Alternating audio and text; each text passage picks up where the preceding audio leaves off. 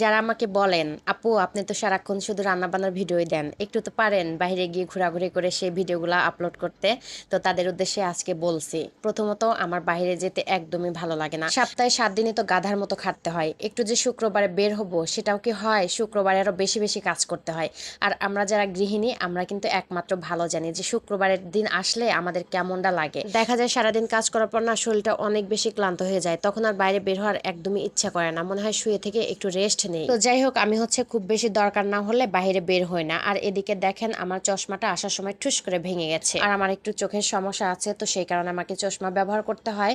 তো আগে হচ্ছে চশমাটা বানাতে দিয়ে আসলাম, তো এখন দেবে না, অনেকটা দেরি হয়ে যাবে। তো ভাবলাম যে আমরা হচ্ছে ঘোরাঘুরি করে আসি, তারপরে হচ্ছে যাওয়ার সময় নিয়ে যাব। তো দোকানদার বললো যে আজকে দেবো না, আমরা হচ্ছে কয়েকদিন পরে দেবো। মানে ওই যে ফ্রেমটা নেব ওই ফ্রেমটা ছিল না, তো ওটা আসতে হচ্ছে সময় লাগবে, ঢাকা থেকে নিয়ে আসবে, তো তারপরে হচ্ছে লাগিয়ে দেবে।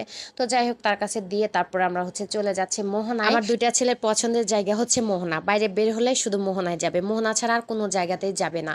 তো যাই হোক আজকে কিন্তু মোহনার উদ্দেশ্যে বের হয় নাই, মানে ও যে বললাম না যে আমার হচ্ছে খুব দরকার না হলে বের হয় না, আজকে একটু প্রয়োজনীয় কিছু জিনিসপত্র কেনার জন্য বের হয়েছি। আর এদিকে হচ্ছে ছোট ছেলে বায়না ধরেছে সে মোহনায় আসবে, আর আমার ছোট ছেলে যেটা বায়না ধরবে একবার, সেটা যদি তার পূরণ না করা হয় তাহলে সে কান্নাকাটি করে একদম শেষ করে ফেলে। তো যাই হোক ওরা আব্বু বললো যে চলো যাই মোহনা থেকে ঘুরে আসি, তারপর হচ্ছে যাওয়ার সময় কেনাকাটা করে বাসায় চলে যাব। এদিকে কিন্তু সন্ধ্যাও হয়ে গেছে, মানে এখানে আসতে হলে একটু আগে আসতে হয়। যাই হোক বেশি সময় থাকবো না, একটু ঘোরাঘুরি করে তারপর চলে যাব। এদিকে বড় ছেলেকে বাসায় রেখে এসেছি, এদিকে আপনাদের ভাইয়াকে বললাম এদিকে একটু তাকাও, তোমাকে একটু ভিডিও করি। সে আমাকে বলতেছে কি যে সারা ক্যামেরা জুড়ে তো তুমিই আছো, তোমাকে তো দেখা যাচ্ছে, আমাকে তো দেখাই যাচ্ছে না। আমি একটু মোটা দেখে আপনাদের ভাইয়া কত কথা বলে, তো যাই হোক তার কথায় আমি কোনো সময় রাগ করি না, সে সবসময় এরকমই বলে।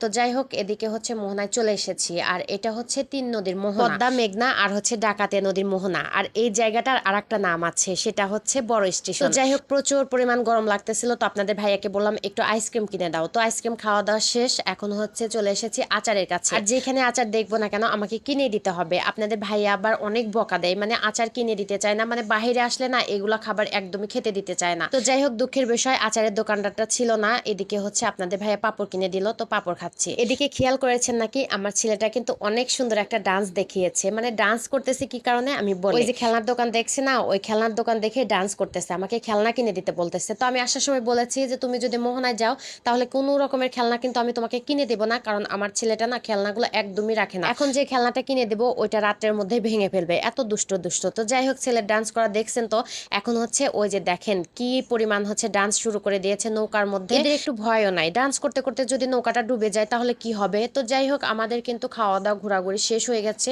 আর অফ ক্যামেরায় অনেক কিছু খেয়েছি, সবকিছু আর ভিডিও করা হয়নি। এখন হচ্ছে চলে যাব, বাসায় যাওয়ার সময় বড় ছেলের জন্য কিছু কিনে নিয়ে যাব। তো যাই হোক যাওয়ার সময় আপনাদের ভাইয়াকে বলতেছি প্লিজ আমাকে একটা আচার কিনে দাও না। তো আপনাদের ভাইয়া বলতেছে তোমাকে বকা দিলেও খাবে না দিলেও খাবে, আর কোনো কিছু খাওয়ার থাকলে বলো আমি কিনে দেবো। তো বললাম যে না অনেক কিছু খাইছি, পেট ভরে গেছে, আর কোনো কিছু খাবো না, এখন বাসায় চলে যাব। তো যাওয়ার আগে আর একটা আইসক্রিম খেয়ে নিলাম। তো আজকের ভিডিওটা এই পর্যন্তই, আর আমার ভিডিওটা দেখার জন্য সবাইকে অসংখ্য ধন্যবাদ। সবাই ভালো থাকবেন, সুস্থ থাকবেন, আল্লাহ হাফিজ।